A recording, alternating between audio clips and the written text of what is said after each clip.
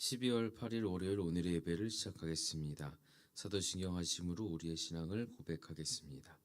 전능하사 천지를 만드신 하나님 아버지를 내가 믿사오며 그 외아들 우리 주 예수 그리스도를 믿사오니 이는 성령으로 잉태하사 동정녀 마리아에게 나시고 본디오 빌라도에게 고난을 받으사 십자가에 못 박혀 죽으시고 장사한 지 사흘 만에 죽은 자 가운데서 다시 살아나시며 하늘에 오르사 전능하신 하나님 우편에 앉아 계시다가 저리로서 산자와 죽은 자를 심판하러 오시리라. 성령을 믿사오며 거룩한 공예와 성도가 서로 교통한 것과 죄를 사하여 주시는 것과 몸이 다시 사는 것과 영원히 사는 것을 믿사옵나이다. 아멘. 우리 찬송가 350장입니다.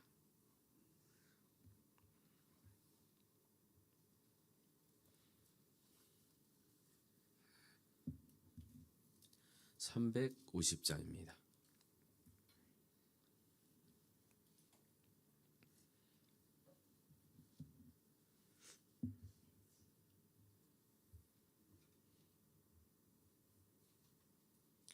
우리들이 싸울 것은 혈기 아니요 우리들이 싸울 것은 육체 아니요 마귀 권세 맞서 싸워 깨쳐버리고 죽은 영혼 살릴 것일세 한 마음으로 힘써 나가세 한 마음으로 힘써 싸우세 악한 마귀 군사들과 힘써 싸워서 승전고루를 이기까지 우리들이 입은 갑옷쇠가 아니요 우리들이 가진 검은 강철 아니요 하나님께 받아가진 평화의 복음 거룩하신 말씀이로다 한 마음으로 힘써 나가세 한 마음으로 힘써 싸우세 악한 마귀 군사들과 힘써 싸워서 승전고루를 이기까지 악한 마귀 죄 아무리 강할지라도 우리들의 대장 예수 앞서가시니 주저 말고 용감하게 힘써 싸우세 최후 승리 얻을 때까지 한 마음으로 힘써 나가세 한 마음으로 힘써 싸우세 악한 마귀 군사들과 힘써 싸워서 승전고루를 이기까지 죄악 중에 빠진 사람 죄를 뉘우쳐 십자가에 달린 예수 믿기만 하면 위태한 데 빠진 영혼 구원 얻어서 전국 백성 될 것임일세 한 마음으로 힘써 나가세 한 마음으로 힘써 싸우세 악한 마귀 군사들과 힘써 싸워서 승전고루를 이기까지 아멘. 찬송가 171장입니다.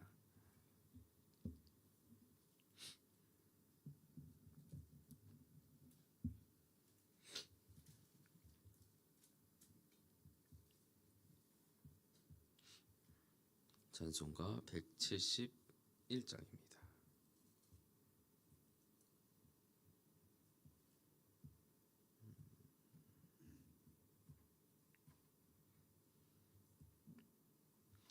하나님의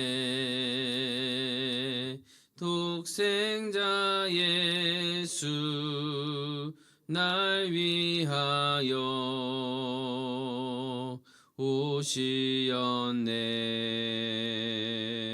내 모든 죄 사시려고 십자가 지셨으나 다시 사셨네. 살아계신 주 나의 참된 소망 두려움이 사라지네. 사랑의 주네 갈 길 인도하니 내 모든 삶의 기쁨 늘 충만하네. 주 안에서 거듭나누리 기뻐하며 찬양하리. 가슴 속에 넘치는 확신 우리의 가는 길에 소망 넘치네. 살아계신 주 나의 참된 소망 두려움이 사라지네. 사랑의 주네 갈 길 인도하니 내 모든 삶의 기쁨 늘 충만하네. 선한 싸움 다 마친 후에 우리 주님 배우리라. 사망 권세 다 물리치고 주님이 다스리니 영광 넘치네. 살아계신 주 나의 참된 소망 두려움이 사라지네. 사랑의 주네 갈 길 인도하니 내 모든 삶의 기쁨 늘 충만하네. 아멘. 기도하겠습니다. 거룩하신 하나님 아버지, 오늘도 이 새벽 우리를 깨우셔서 주의 전에 나와 예배하게 하시니 감사합니다. 이 세상이 잠들어 있는 고요한 시간에 우리의 마음도 세상의 소음을 잠시 내려놓고 주님만 바라보게 하여 주옵소서. 어제 하루의 분주함 속에서 놓쳤던 주님의 음성을 다시 듣게 하여 주시고 삶의 무게로 지친 우리의 심령을 주의 은혜로 새롭게 하여 주시옵소서. 또 염려와 두려움으로 가득한 이 생각 위에 주의 평강의 빛을 비춰 주옵소서. 주님, 이 하루도 주님의 힘이 없이는 살아갈 수가 없음을 고백합니다. 하나님의 말씀으로 살게 하시고 하나님의 인도하심을 쫓아갈 수 있도록 은혜 내려 주옵소서. 오늘 마주할 모든 상황 속에서 주님의 힘으로 이겨내게 하시고 그리스도의 향기를 뿜어내는 축복의 통로가 되게 하여 주시옵소서. 우리의 가정을 지켜 주옵소서. 우리의 자녀들이 주님의 뜻을 따라 살게 하시고 우리의 교회가 세상 속에서 빛과 소금 되게 하여 주옵소서. 이 하루 기도로 시작합니다. 주의 말씀으로 시작합니다. 주의 은혜로 가득 채워지게 하시고 세상의 광야 한복판에서도 우리가 하나님의 보호하심 아래 있음을 믿음으로 확신케 하여 주옵소서. 오늘도 우리와 함께 동행하여 주시고 또 함께 걷게 하여 주옵소서. 작은 일에도 주의 뜻을 구하게 하시고 작은 승리에도 주님께 영광 올려드리며 사는 하루가 되게 하여 주옵소서. 예수님의 이름으로 기도하옵나이다. 아멘. 오늘 말씀은 요한계시록 17장입니다.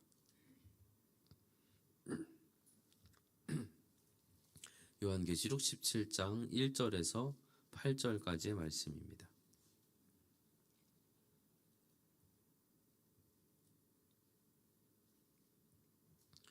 요한계시록 17장 1절에서 8절까지의 말씀입니다. 우리 한 목소리로 함께 읽겠습니다. 시작. 또 일곱 대접을 가진 일곱 천사 중 하나가 와서 내게 말하여 이르되 이리로 오라. 많은 물 위에 앉은 큰 음녀가 받을 심판을 내게 보이리라. 땅의 임금들도 그와 더불어 음행하였고 땅에 사는 자들도 그 음행의 포도주에 취하였다 하고 곧 성령으로 나를 데리고 광야로 가니라. 내가 보니 여자가 붉은 빛 짐승을 탔는데 그 짐승의 몸에 하나님을 모독하는 이름들이 가득하고 일곱 머리와 열 뿔이 있으며 그 여자는 자줏빛과 붉은빛 옷을 입고 금과 보석과 진주로 꾸미고 손에 금잔을 가졌는데 가증한 물건과 그의 음행에 더러운 것들이 가득하더라. 그의 이마에 이름이 기록되었으니 비밀이라 큰 바벨론이라 땅의 음녀들과 가증한 것들의 어미라 하였더라. 또 내가 보매 이 여자가 성도들의 피와 예수의 증인들의 피에 취한지라. 내가 그 여자를 보고 놀랍게 여기고 크게 놀랍게 여기니 천사가 이르되 왜 놀랍게 여기느냐. 내가 여자와 그가 탄 일곱 머리와 열 뿔 가진 짐승의 비밀을 내게 이르리라. 내가 본 짐승은 전에 있었다가 지금은 없으나 장차 무적행으로부터 올라와 멸망으로 들어갈 자니 땅에 있는 자들로서 생명책에 기록되지 못한 자들이 이전에 있었다가 지금은 없으나 장차 나올 짐승을 보고 놀랍게 여기더라. 아멘. 지난 14장에서 하나님께서 예리한 낫으로 곡식을 거두시고 또 천사들은 예리한 낫으로 포도를 거뒀습니다. 우리가 알고 있던 포도는 하나님이 주시는 풍성한 복의 상징이었죠. 젖과 꿀이 흐르는 땅, 포도와 무화과, 곡식과 기름, 이 모든 것이 하나님의 자기 백성에게 주신 은혜의 열매였습니다. 그러나 그 14장에서는 포도주가 틀에 던져져서 밟히고 으깨지고 즙이 나오는 것이 아니라 피가 강처럼 흘러내리는 심판의 상징이었습니다. 어쩌다가 그 포도가 복의 증거였던 그 포도가 심판의 열매가 되었을까요? 하나님이 주신 선물을 하나님과의 관계 안에서 받지 않고 선물만 붙들고 선물만 바라고 하나님 없이 누리기 시작할 때 주신 것들은 복이 아니라 우상이 됩니다. 문제는 포도 자체가 아니라 그 포도를 누리는 우리의 상태인 겁니다. 하나님이 주시는 풍요, 또 문화의 번성, 경제적 번영, 교육과 기술의 발전, 이 모든 창조의 복이 하나님 없이 스스로 부요하다고 여기고 살면 그것이 우상이 되고 그게 이 바벨론적 세상 속에서 죄의 열매로 익어가게 되는 겁니다. 오늘 우리의 시대는 어떻습니까? 여기 앞에만 나가도 눈이 휘둥그레질 만큼 화려한 간판들도 있고 핸드폰만 열어봐도 또 누가 더 잘 먹고 누가 더 잘 살고 멋지게 사는지 경쟁하듯이 보여주는 시대 속에 우리가 살고 있습니다. 그런데 중요한 것은 그 화려함 속에 주님이 없다면, 그러면 그 인생은 결국 포도주 틀 속에 던져지는 포도 인생이 되는 겁니다. 오늘 우리가 살펴볼 이 17장은 그런 모습, 온갖 금과 보석과 자주 옷으로 치장되어 있지만 겉으로 볼 때는 화려하지만 그 속에는 화려하지 않다.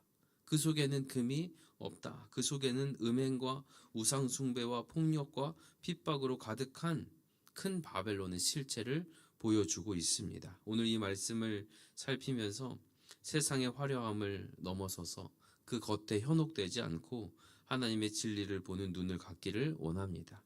우리의 삶 속에서 보이지 않는 이 바벨론은 무엇일까요? 그 유혹을 분별하고 예수님 그 어린 양만을 따르는 믿음의 결단이 다시 세워지는 시간 되기를 주님의 이름으로 축복합니다. 먼저 우리 5절 말씀 함께 보겠습니다. 그의 이마에 이름이 기록되었으니 비밀이라 큰 바벨론이라 땅의 음료들과 가증한 것들의 어미라 하였더라. 이 여자는 큰 바벨론 땅의 음료들과 가증한 것들의 어미입니다. 온 세상에 퍼져 있는 모든 타락한 세력, 모든 작은 음료들의 뿌리이고 악의 근원이고 실체를 보여주는 상징입니다. 4절을 보면 이렇게 얘기합니다. 그 여자는 자줏빛과 붉은빛 옷을 입고 금과 보석과 진주로 꾸미고 손에 금잔을 가졌는데 가증한 물건과 그의 음행에 더러운 것들이 가득하더라. 이 자줏빛과 붉은빛 옷은 가난한 사람은 입지 못하는 옷입니다. 로마 황제와 상류층만이 누릴 수 있는 호화로운 삶의 상징이었습니다. 이 자줏빛 옷은 그 땅에서 나는 것이 아니라 무역해서 가지고 와야 하는 옷이었거든요. 또 온몸은 금과 보석, 진주로 치장했고 손에는 눈부신 금잔까지 들고 있습니다. 그러니까 그 속을 들여다보기 전까지는 굉장히 아름답고 화려하고 너무 부럽고 너무 성공한 것처럼 보입니다. 그런데 그 속을 들여다보면 무엇이 있습니까? 가증한 물건과 그의 음행에 더러운 것들이 조금 있는 것도 아니고 가득하더라. 겉은 화려하지만 부패했다. 경건의 모양은 있으나 능력은 없다. 교회를 닮은 것 같고 종교적 언어를 쓰고 하나님을 얘기를 하기는 하지만 그 안에는 복음이 없다. 그 안엔 진리도 없고 오히려 성도들을 핍박하고 세상 권력에 결탁하고 그런 가짜 교회 거짓 영성이다. 이것을 말씀하고 있는 겁니다. 오늘 우리 시대에도 많죠. 화려해 보이죠. 권력, 성공, 인기 번영, 잘 나가는 직장, 안정된 연봉, 또 멋진 라이프 스타일. 요즘은 어떤 그 노마드라고 해가지고 돌아다니면서 돈 벌고 편하게 자고 편하게 쉬고 이런 것들이 또 막 유행을 해요. 옛날에는 뭐 교사, 검사 이 사자 들어가는 걸 좋아했다면 요즘 아이들의 꿈은 건물주입니다. 그냥 앉아서 먹고 편하게 할 수 있는 줄 알아요. 실제로는 안 그렇지만요. 그런 삶들을 추구합니다. 그럼 오늘 나의 손에 들린 금잔은 뭘까요? 금잔. 사람들이 부러워할 만큼 번쩍일 수 있는 성공일 수 있고 남들이 인정하는 안정된 삶일 수도 있습니다. 그걸 바라지 말라는 것이 아니라 그 안에 주님이 계신가요? 오늘 주님 없는 화려함을 내려놓고 주님과 함께하는 거룩한 삶을 선택하시기를 바랍니다. 겉이 아니라 마음의 중심을 보시는 하나님 앞에 참된 영광은 오직 어린 양 예수 안에 있음을 기억하는 은혜가 있기를 주님의 이름으로 축복합니다. 1절 말씀 보면 이 여인을 또 이렇게 소개합니다. 많은 물 위에 앉은 큰 음녀라. 여기서 많은 물은 무엇일까요? 15절 말씀에 나옵니다. 내가 본 바 음녀가 앉아있는 물은 백성과 무리와 열국과 방언들이다. 바벨론은 단지 한 도시 한 나라가 아니라 온 세상 민족과 백성과 언어 위에 군림하는 영적 제국입니다. 우리는 이 표현을 봤습니다. 7장에 나오거든요. 14만 4천의 인친자들이 나오고 그 다음에 9절과 10절 말씀에 이렇게 말씀합니다. 각 나라와 족속과 백성과 방언에서 아무도 능히 셀 수 없는 큰 무리가 나와 흰옷을 입고 손에 종려가지를 들고 보좌 앞과 어린 양 앞에 서서 큰 소리로 외쳐 이르되 구원하심이 보좌에 앉으신 우리 하나님과 어린 양에게 있도다. 각 나라 백성 방언 족속은 하나님이 택하신 백성들, 예수 그리스도의 피로 구속받아서 보좌 앞에 서서 예배하는 성도들을 가리켰는데 오늘 본문에서는 똑같이 각 나라 백성과 방언들 가운데 이번에는 어린 양이 아니라 큰 음녀 바벨론의 지배 아래 들어간 자들이 있다라는 걸 말씀합니다. 무엇을 보여줍니까? 어린 양의 나라가 있고 동시에 바벨론의 나라가 있습니다. 하나님께 속한 백성들이 있는 동시에 이 바벨론의 유혹에 속아서 그 화려함에 취해서 무릎 꿇고 있는 무리도 있습니다. 짐승의 표를 받지 않으면 살 수 있을 것처럼 이 표를 받으면 편안하게 살 수 있을 것처럼 경제와 권력과 세상 생사의 열쇠를 쥔 것처럼 보이는 세상 권세 앞에 수많은 사람들이 많은 물처럼 빨려 들어갑니다. 오늘날도 똑같죠. 보이지 않는 이 바벨론의 체제는 경제에도 있고 문화에도 있고 정치와 이념에도 들어가 있고 심지어 이 종교적 색채를 띠고 전 세계를 감싸고 있습니다. 그리고 유혹하는 거죠. 나에게 절하면 편하게 해주겠다.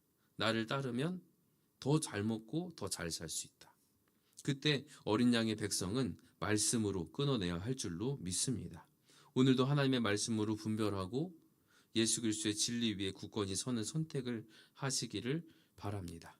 우리는 많은 물 위에 떠내려가는 바벨론의 무리가 아니라 보좌 앞에 서서 어린 양을 찬양하는 백성임을 끝까지 기억하시기를 바랍니다. 그래서 세상 유혹 속에서 하나님의 나라를 바라보며 믿음으로 살아내시기를 주님의 이름으로 축복합니다. 우리 3절 말씀 보면 이 음녀가 혼자 서 있지 않습니다.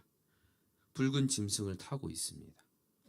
단순히 도덕적으로 타락한 여인이 아니라 하나님을 대적하는 세력과 연합한 존재다라는 것을 보여줍니다. 7머리 10뿔을 이야기합니다. 8절 이하에서 이 짐승에 대해서 설명하면서 과거에 있었고 지금은 없고 장차 무저갱에서 올라와 멸망으로 들어갈 종말의 적그리스도적 세력을 가리킨다고 이야기합니다. 여기 나오는 7이라는 숫자, 10이라는 숫자는 완전함이잖아요. 충만함을 상징하는 숫자예요. 원래는 하나님을 설명할 때 하나님께 더 어울리는 그 숫자인데 왜 여기 짐승에게 붙어 있습니까?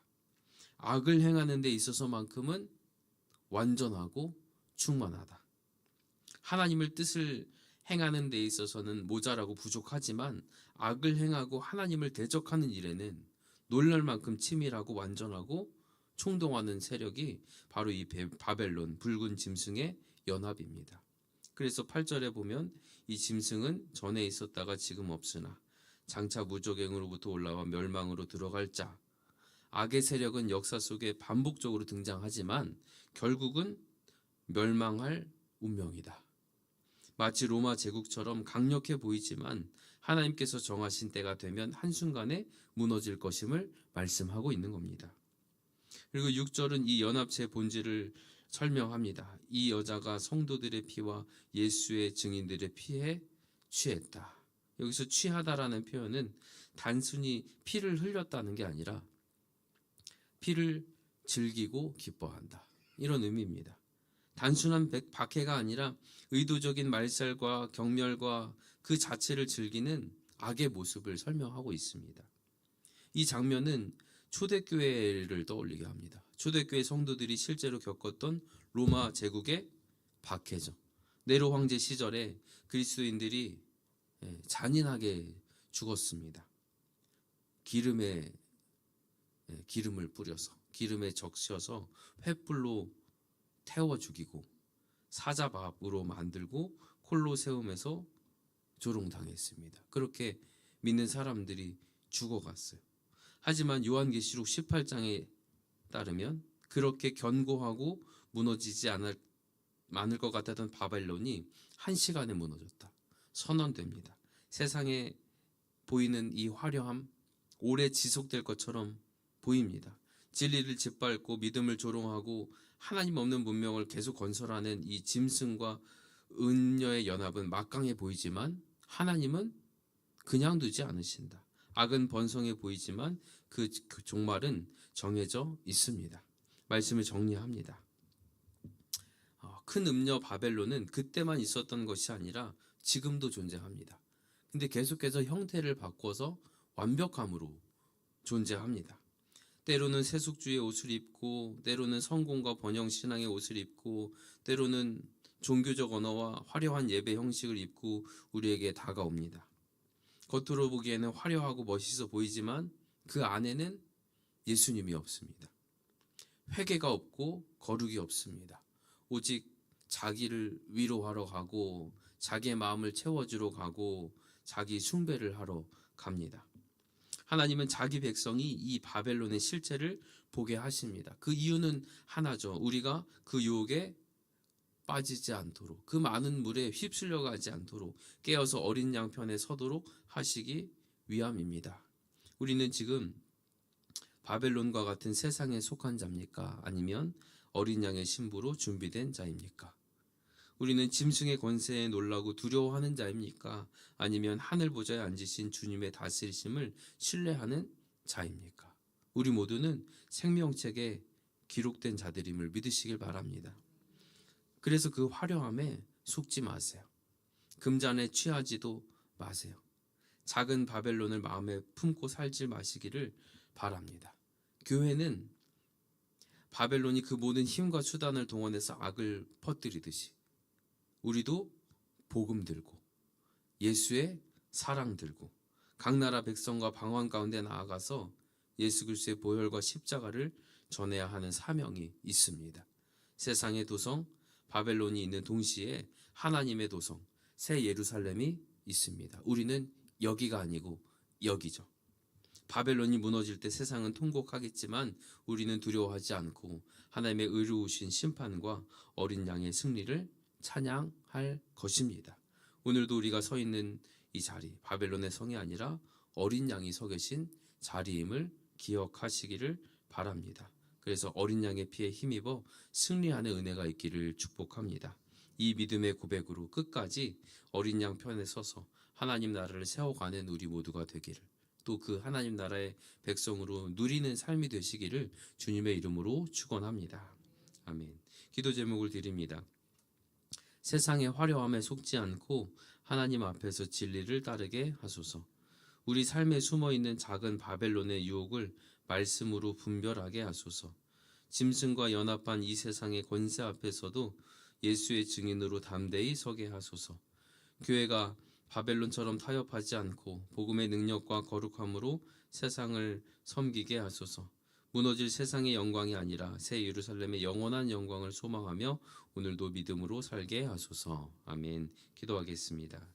살아계신 하나님 아버지, 오늘도 말씀을 통하여서 겉은 화려하나 속은 부패한 바벨론의 실체를 깨닫게 하시니 감사합니다. 주님 없이 스스로 부유하다고 여기는 이 세상에서 우리의 눈을 열어주셔서 거짓 영광이 아닌 참된 영광을 분별하게 하여 주옵소서. 세상의 압력과 유혹 앞에 흔들리지 않고 어린 양 예수 그리스도의 편에 서서 진리를 따르는 자 되게 하여 주옵소서.